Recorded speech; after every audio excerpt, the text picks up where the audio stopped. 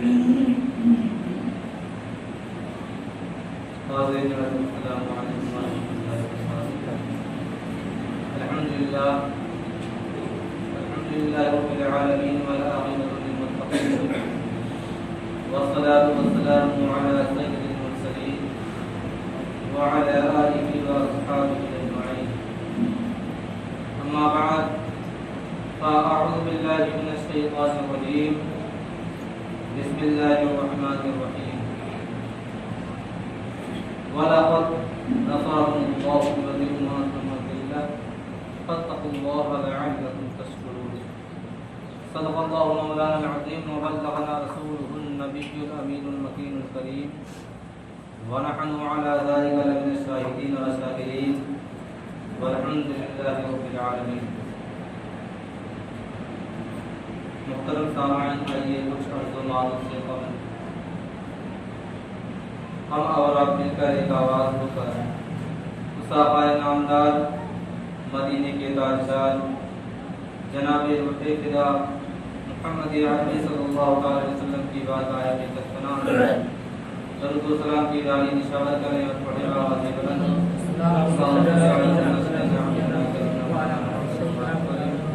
صلاۃ و سلام علیک یا رسول اللہ۔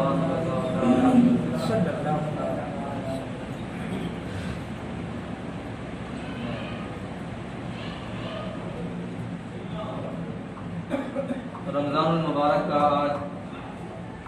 17واں روزہ اور تاریخ اسلام کی ایک یادگار تاریخ ہے جسے تمام عالم اسلام جنگ بدر کے نام سے جانتی ہے۔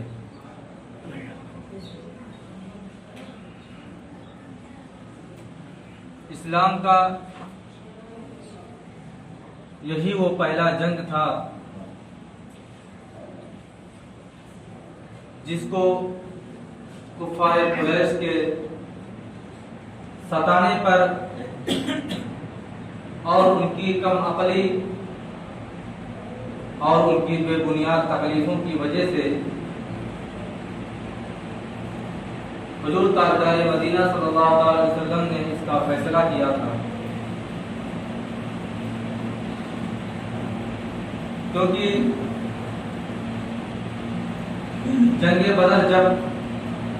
آج سے 1400 سال پہلے واقع ہوئی تھی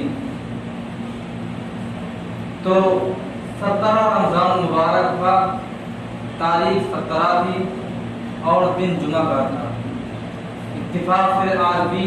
وہی تاریخ اور وہی دن آج ٹکرا گیا ہے کہ آج بھی 17 رمضان مبارک ہے اور دن بھی جمعہ کا ہے۔ اسی دن عین دوپہر کے وقت جنگ بدر واقع ہوئی تھی اور ایسے ریگستان میں واقع ہوئی کہ جہاں ریتیلی زمین تھی اور جہاں صرف سورج کی ہی گرمی نہیں بلکہ زمین سے بھی شعلے اگل رہے تھے، پھر بھی ایسے حالات میں وہ مجاہدین جنہوں نے تبلیغ اسلام کے لیے اپنے سر پر کفن باندھ کر نکلے تھے، انہوں نے روزے رکھ کر کے اللہ تبارک و تعالیٰ کے راستے میں جہاد کیا اور اللہ تبارک و تعالیٰ نے انہیں کامیاب و کامرانی عطا فرمائی۔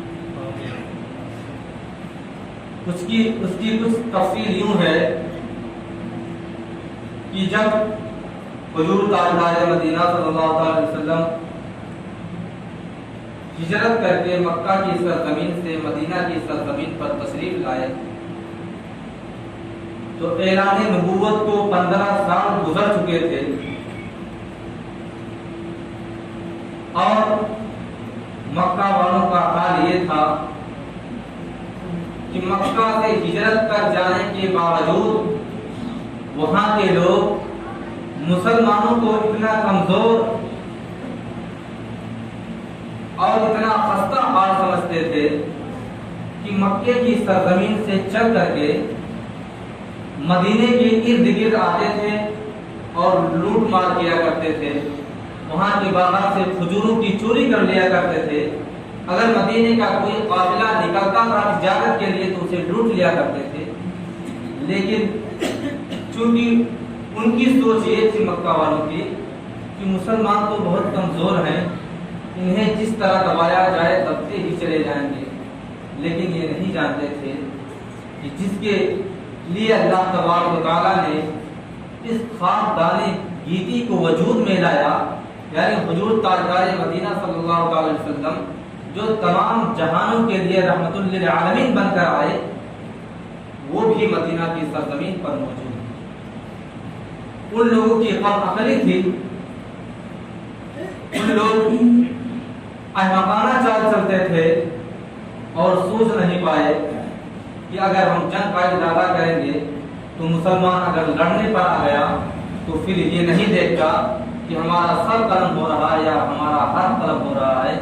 وہ یقیناً اللہ تبارک و تعالیٰ کے راستے میں جہاد کی نیت سے اگر اتر جاتا ہے تو پھر یا مارتا ہے یا مرتا ہے۔ چنانچہ ایسے ہی سلسلہ چلتا رہا۔ آخرکار تمام صحابہ کرام نے مشورہ دیا کہ کیوں نہ تمام کفار مکہ کو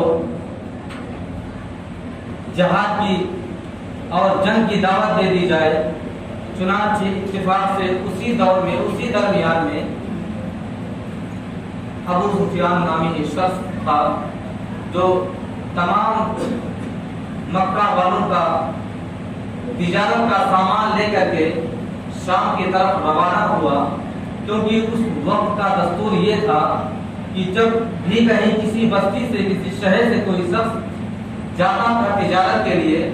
تو سب لوگ اپنا سامان لے آیا کرتے تھے اور کہتے تھے کہ میرا یہ بھی سامان بیچ دینا اور میرا یہ بھی سامان بیچ دینا، کیونکہ اس وقت کے لوگوں کا یہ ایک اچھی عادت تھی۔ اگر سے دور جاہلیت میں گزر رہے تھے، لیکن ان لوگوں کا مسئلہ یہ تھا کہ جو شخص جھوٹ بولتا تھا یا کسی تجارت کے سامان میں چوری کر لیا کرتا تھا تو اس کو لوگ بہت برا سمجھتے تھے اور بہت ہی گری نگاہ سے دیکھا کرتے تھے۔ اس وجہ سے لوگ ایسی حرکتوں سے باز رہتے تھے۔ تو چنانچہ مکہ سے ابو سفیان نے تمام سردار مکہ کا تجارتی سامان لے کر کے نکلا اور شام کی طرف چل پڑا، اور جب اس کو شام کے بازاروں میں بیچا تو کافی نفع کمایا، اور واپسی میں جب اس نے ارادہ کیا مکہ کی طرف جانے کے لیے تو بہت حسین موقع تھا اس پر حملہ کرنے کا۔ چنانچہ تمام صحابہ کرام کے مشورہ سے حضور تاجدار مدینہ صلی اللہ علیہ وسلم نے اس کے قافلے پر حملہ کرنے کا ارادہ کر لیا، اور جب مدینے کی سرزمین سے آپ نکلتے ہیں تو آپ کے ساتھ صرف اور صرف 313 مجاہدین تھے، اور آپ کے ساتھ اس لشکر کے ساتھ یعنی 313 مجاہدین کے ساتھ صرف 6 زرہیں تھیں، 8 تلواریں تھیں اور چند گھوڑے تھے۔ خود ہمارے نبی حضور تاجدار مدینہ صلی اللہ علیہ وسلم کا حال یہ تھا کہ آپ کے لیے جو گھوڑا منتخب کیا گیا تھا جنگ میں جانے کے لیے،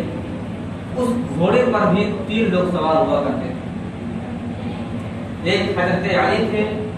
ایک دوسرے صحابی تھے، اور خود ہمارے نبی کریم صلی اللہ علیہ وسلم تھے،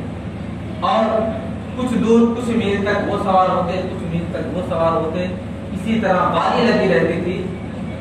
مطلب جنگی حالات کا اتنا کمزور تھا، مسلمانوں کا حال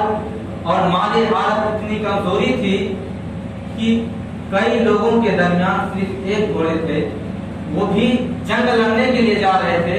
تو صرف 313 مجاہدین کے لیے صرف 8 تلواریں تھی، باقی مجاہدین کیا کرتے؟ ہاتھ سے لڑتے۔ لیکن نہیں، چونکہ حضور تاجدار مدینہ صلی اللہ علیہ وسلم کا فرمان تھا، ان کا حکم تھا، اور ان کا حکم اور ان کا فرمان ایسا تھا کہ مجاہدین اپنے سر پر کفن باندھ کر نکلتے تھے کہ یا تو مار کر آئیں گے یا تو مر کر کے آئیں گے۔ چنانچہ ادھر ابو سفیان کو خبر لگ جاتی ہے کہ مدینے والے ہم پر حملہ کرنے والے ہیں، اور فوراً ایک قاصد کو مکہ کی سرزمین پر بھیج دیتا ہے، اور وہاں سے 1000 مجاہدین یعنی 1000 کفار قریش کا لشکر آتا ہے، اور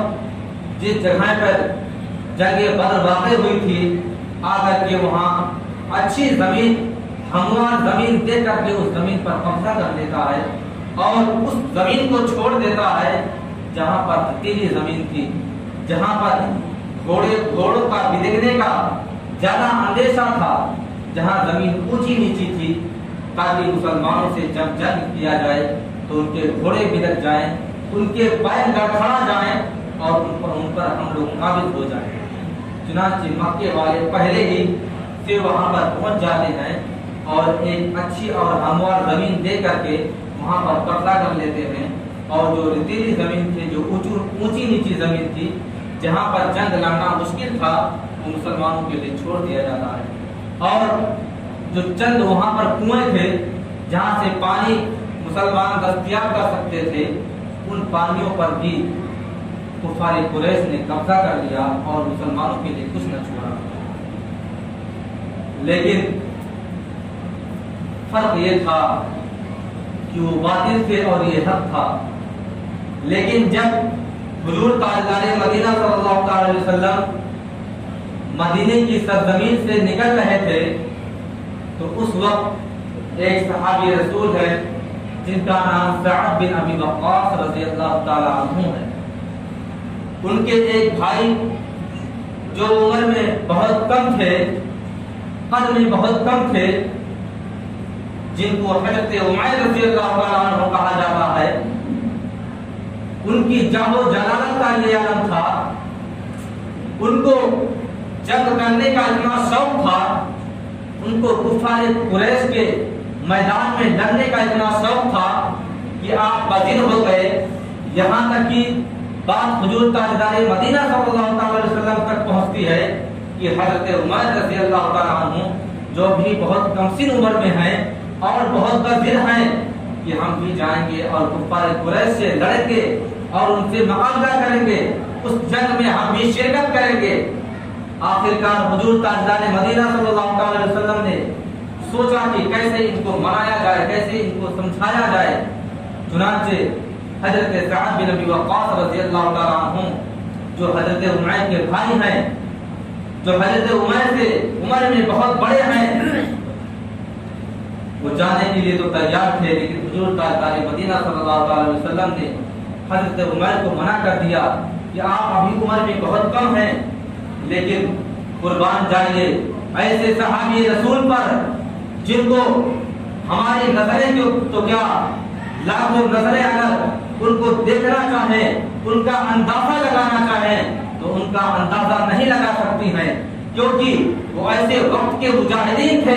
کہ اتنی کم عمر میں بزر ہیں۔ آخرکار حضور تاجدار مدینہ صلی اللہ علیہ وسلم نے ایک شرط لگا دی کہ اے عمیر، اگر تم اپنے بھائی سعد بن ابی وقاص سے اگر کشتی کر کے ان سے جیت جاتے ہو تو یقیناً میں تمہیں جنگ میں لے جانے کے لیے تیار ہوں، لیکن چونکہ حضرت عمر رضی اللہ تعالیٰ عنہ کی عمر اتنی کم سی ہے کہ یقیناً ہر کوئی جانتا تھا، ہر صحابی رسول جانتے تھے، خود میرے نبی حضور تاجدار مدینہ صلی اللہ علیہ وسلم جانتے تھے کہ یقیناً اگر حضرت عمیر سعد بن ابی وقاص یعنی اپنے بڑے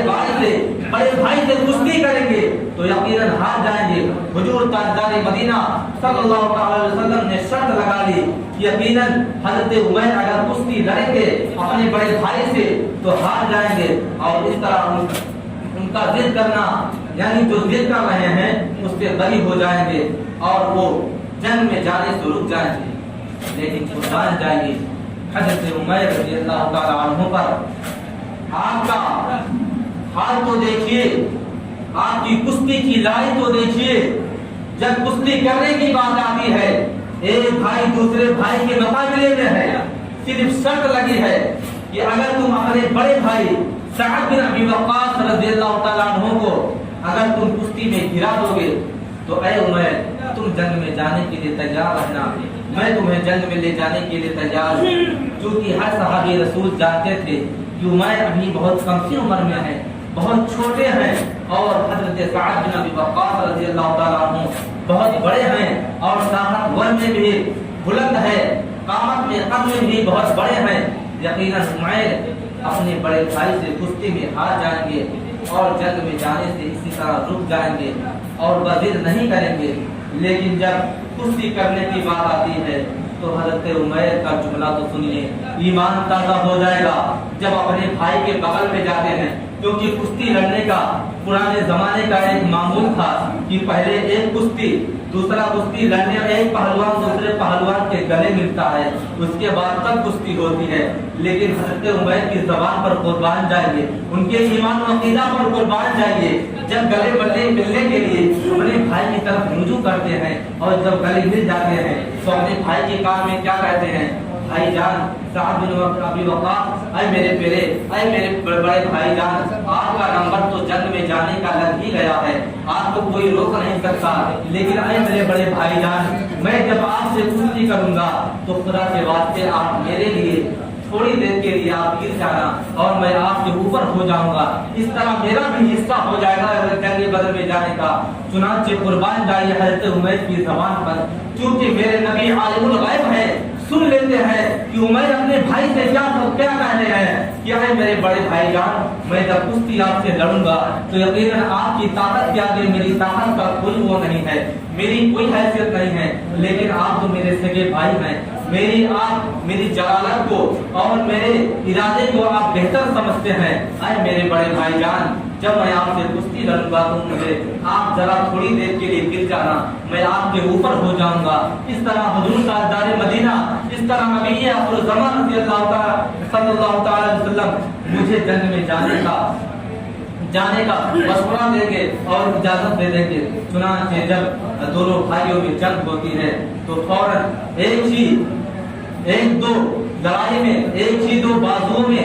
तुरंत हजरत साद बिन अबी वक्कास रज़ियल्लाहु ताला अन्हु अपने छोटे भाई की पैरवी करते हुए उनकी बात को मानते हुए आप गिर जाते हैं और उनका बड़ा भाई नीचे है और छोटा भाई ऊपर है। चुनांचे मेरे नबी करीम सल्लल्लाहु अलैहि वसल्लम तो आलिमुल गैब थे, पहले ही जानते थे कि छोटे भाई ने अपने बड़े भाई से क्या कहा है और क्या क्या बातें हुई हैं। चुनांचे हुजूर ताजदार मदीना सल्लल्लाहु अलैहि वसल्लम ने इरशाद फरमाया, ऐ मेरे सहाबी रसूल, देख रहे हो मेरे उमैर को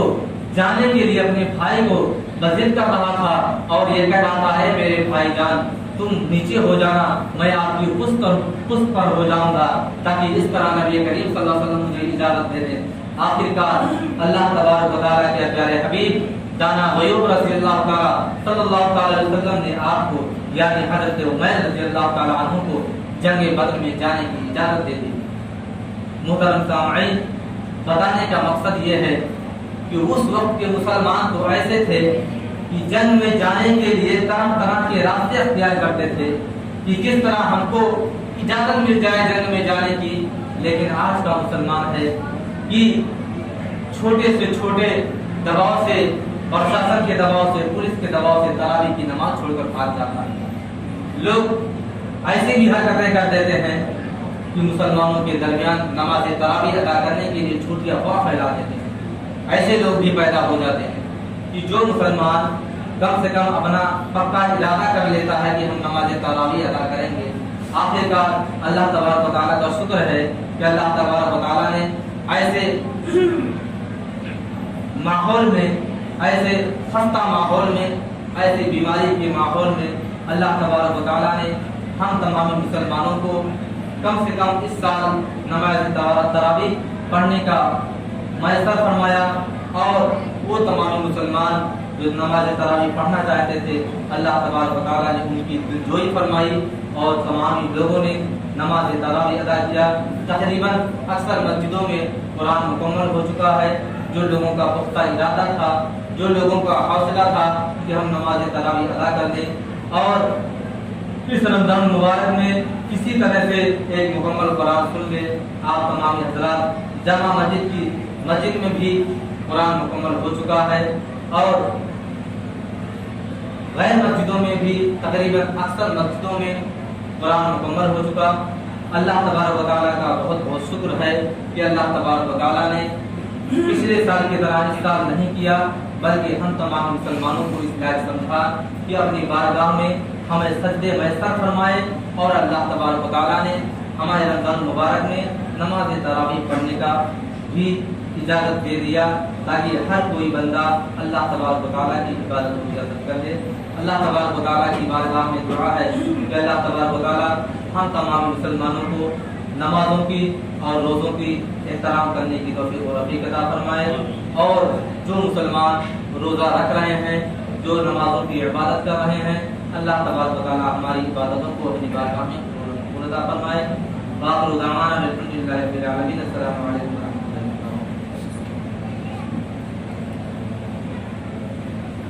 وبرکاتہ۔